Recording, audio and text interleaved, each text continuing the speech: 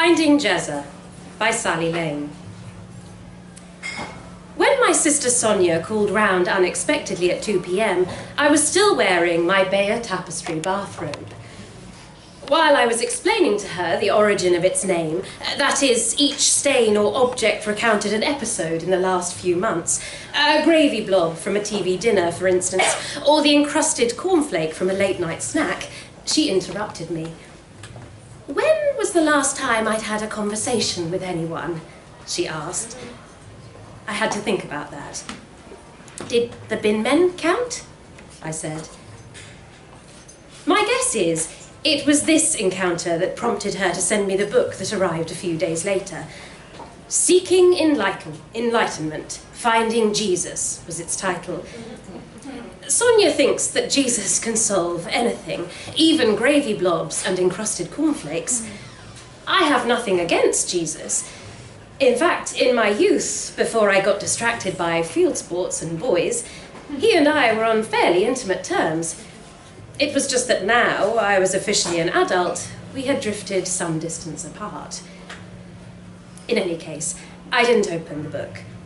It lay, still shiny, like an unexploded missile on my kitchen table. Gradually, it got shuffled around and then buried under court appearance notices and bailiff threats. When Sonia phoned to ask if I was enjoying it, I lied and said it was good for my spiritual journey. She seemed satisfied with that and left me alone for a bit. But then, strange things began to happen. The washing machine, for one. It started to whoosh like a desert storm, and then whee like a cry for help in the wilderness. And I could see it was trying to tell me something. And then my TV, phone, and digital clock all began to show only identically paired numbers, like 1818, or even palindrome numbers, like 2112. I tried to catch the numbers out by peering sideways at my digital screens at odd moments, but they always won by appearing deceptively normal until another significant number poked through. I didn't know if Jesus was trying to contact me, but I didn't want to take any chances. I covered all my electronic items with tea towels and then hid for 2 days under the blankets. It was on the third day that Jesus appeared to me. By chance, that morning, I'd adjusted the dial on my toaster, and lo and behold, there it was on my slice of toast. The unmistakable profile of the Galilean, outlined in chestnut-coloured crumbs, complete with beard and fingertips raised in prayer. Feverishly, I dressed and headed into town, certain only that I had to do something about the powerful fluttering in my chest that was like a bird struggling to be set free. It was at a stall on the high street that I saw him. Tall, spectrally thin in a long white robe, and with the kindest brown eyes I had ever seen. In front of him, on a fold-up table were sky blue leaflets, which spoke promisingly to the bird trapped within me. I can barely recall our conversation now, suffused as it was in a soft, warm glow. All that remains is a series of mental snapshots. The honey of his voice, the delicacy of his fingers as he handed me a pen to sign up for a taster weekend in Shropshire. Rolling hills, glassy lakes, everything provided.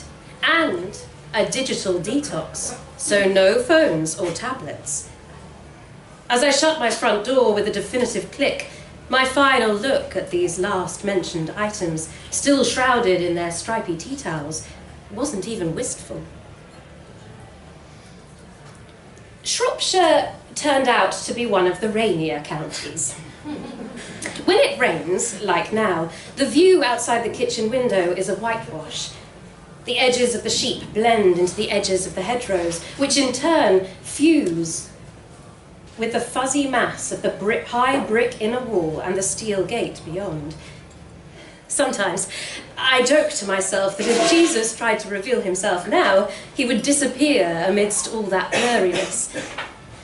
The reason I joke to myself is that the other sister wives don't have much of a sense of humour, particularly Josie, the newest and youngest, who earnestly explains everything to me with a Bible verse.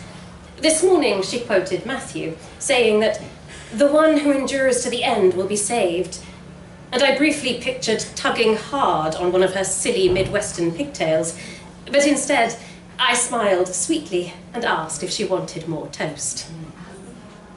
The mention of an extra slice turned out to be a mistake, as Dorothy, the most motherly, loves my Galilean on toast story and gets me to repeat it at the slightest excuse. Josie, of course, wanted to hear it, and when I got to the beard part, she coloured a little. The other wives and I turned away decorously. We knew from the sounds emanating from Jezza's room last night that Josie, too, had now experienced the delights of our husband's full and bushy beard that he uses to titillate the pink buds of each of his nubile initiates. Today, Jezza is in town with practically minded Maureen, who has been enlisted to buy the monthly products that we sister wives require. All of us, apart from Josie, who is still too new, have synchronised. Another reason, I suppose, for Jezza's need to continually supply himself with a fresh crop of female recruits. At least, when he's away, the left-behind wives seem to yield a little, not making such a show, for instance, of standing on chairs to dust in the hard-to-reach corners. Today is also the day I have allocated for the preparation of my plan. After Josie has finished clapping her little hands at my toast story, I casually ask Dorothy if there are any binoculars in the house. I have spied a bird-watching guide on the living room shelf, I explain, and am keen to indulge my former hobby. At first, Dorothy hesitates, knowing she should ask Jezza's permission first. But then when I flatter her by saying she, of all people, knows every inch of our godly abode, she relents and says there is a pair in the attic. After I've dried the breakfast dishes, left the bread to prove, scattered corn for the chickens, and fed the biomass boiler in the courtyard, I'm ready. I know today is an auspicious day, since when I look at the kitchen clock, it's 3:15, which in my former digital life denoted a highly significant 15:15. I install myself in the upstairs window and look out. The mist has thinned, and it's possible to discern the pale stretch of the path curving towards the padlocked wooden gate in the inner wall, which is taller than the height of 2 average-sized people and 1 small one, standing on each other's shoulders. And then the darker bars of the outer steel gate, 20 yards beyond. I keep watching. A small brown bird flits from the top of the birch tree to the hedgerow opposite, and is followed, close behind, by a similar small brown bird. I lied to Dorothy this morning, of course. I am no bird watcher, and am incapable of telling the difference between a chaffinch and a blue-tit. It is something else, someone else I am searching for. Like the feathered creatures I am ostensibly here to watch, he or she will be identifiable by a flash of colour, a bold neon orange, most likely.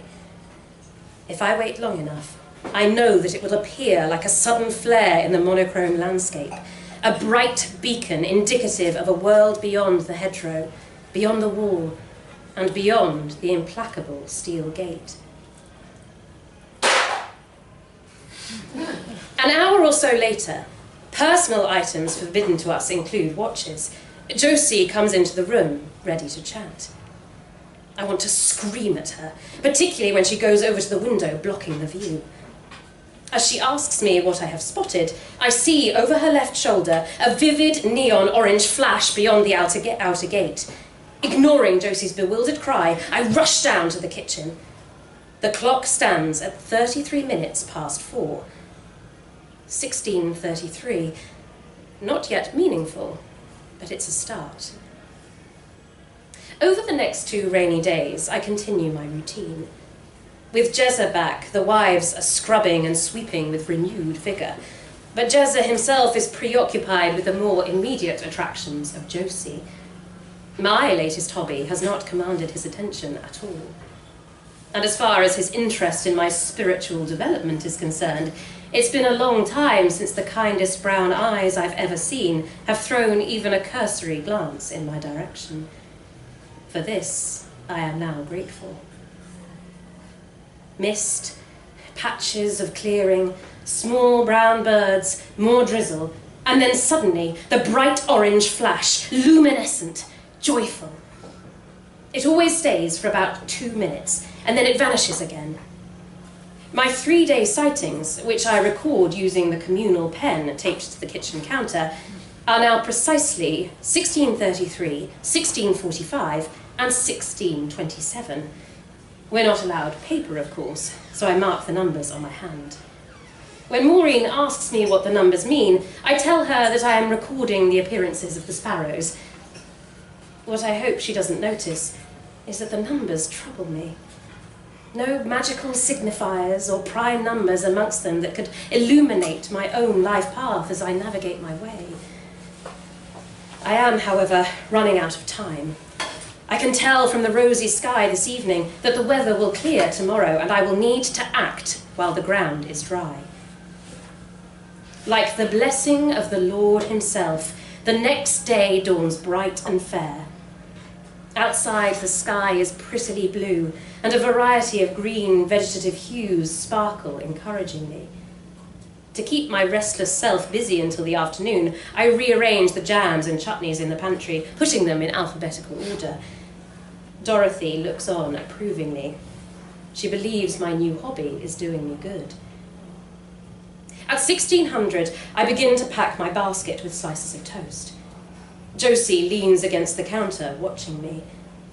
When she asks why am I feeding the birds with toast, not bread, I reply that it is better for their digestion.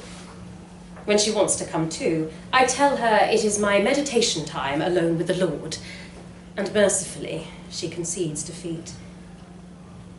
Kitted out by 1616, I make my way down the path which glistens with interweaving snail trails, dropping the slices as I go. When I reach the first wall, I stop and pick up a stone, nicely heavy, but not too much so. After a couple of minutes of fumbling, I hurl the object with all my might, listening for the soft thud indicating its landing. Then I run back to the house, up the stairs, and resume my watch, heart thumping and binoculars in hand. It's 4 minutes after my return, at 1624, not identical, not palindrome, and not even prime, but I don't give a hoot, that I see the neon flash.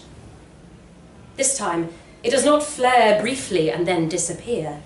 Instead, it becomes an orange shape, which becomes a jacket, which becomes an attachment to the curious face of a postman peering through the bars of the steel gate. In his hand, I see that he is holding a slice of chestnut-coloured toast, fastened with rubber bands to a large stone. Any moment now, I know his expression will change as he sees that this strange and unexpected gift bears 11 numbers carefully scraped upon its surface. What I also know, and he doesn't yet, is that these numbers are, to me, the most significant in the whole world. The telephone number of my sister Sonia, who is coming very soon to save me.